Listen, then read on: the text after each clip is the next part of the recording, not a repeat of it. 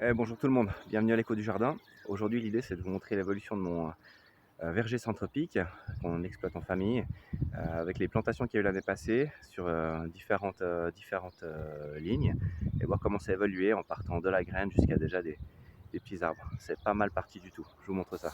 Voilà donc une des lignes que j'ai implantées selon des principes, on va dire des principes de la centropie, avec une volonté de produire du petit fruit. Donc tous les 50-60 cm, j'ai eu du bouturage de caseille, de groseille, de raisinet, de cassis, ici sur toute la ligne. On les voit dépasser. Alors il y en a certains qui n'ont pas fonctionné.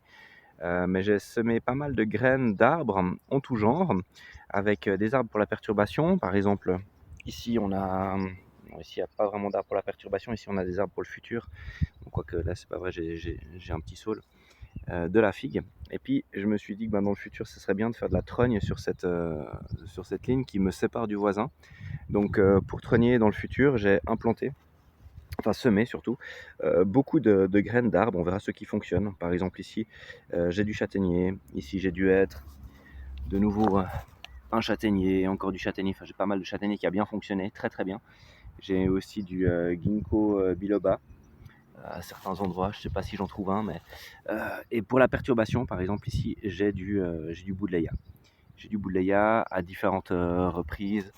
J'ai encore du sureau ici. Là, j'ai un peuplier qui a pris, et que je vais tenter aussi de faire une trogne avec le peuplier.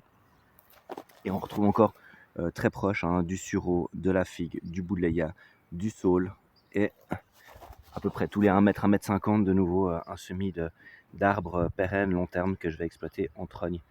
J'espère que d'ici 7 à 8 ans, ils seront suffisamment grands pour que je puisse faire ma première coupe et les étêter. Voilà, donc ici on a encore du châtaignier. Et puis voilà, un ginkgo biloba aussi qui est parti de semis, qui est très bien parti.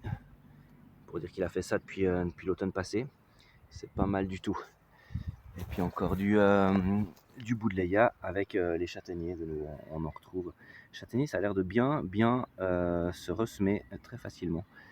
Et à la fin, j'ai découvert un arbre, Amorpha fructicosa. Ça fait des très très belles fleurs en grappe que j'espère pouvoir utiliser aussi pour la perturbation. Il pousse bien, il fait déjà des rejets depuis le sol ici, ça se passe bien. Et puis tout le verger a été perturbé ce matin en laissant toute la matière végétale au sol, coupée grossièrement, partiellement à la débroussailleuse, partiellement à la tondeuse. Enfin voilà, ça a été fait de manière propre. Je vais vous montrer une autre zone, de nouveau avec l'implantation d'arbres, on va dire pérennes, long terme. Ici, on a un hêtre, et à côté du Buddleia, et au bout de chaque ligne, des fruitiers, des pommiers, de la perturbation. Voilà, juste pour vous montrer globalement comment c'est organisé. Et il y en a vraiment beaucoup. J'ai une ligne un peu plus dense ici. Voilà. Et là, j'ai implanté d'autres variétés. Enfin, j'ai semé typiquement de l'érable. Alors l'érable, je suis très étonné de la quantité enfin, la vigueur du plant. Donc une graine, un pocket de graines. Il y en a un qui est sorti. Regardez un petit peu là au bout d'une saison, c'est juste dingue. Avec du noisetier à côté qui va être utilisé pour la perturbation. Et puis j'ai même des choses que je ne sais pas ce que c'est, mais je me réjouis de voir ce que ça va donner.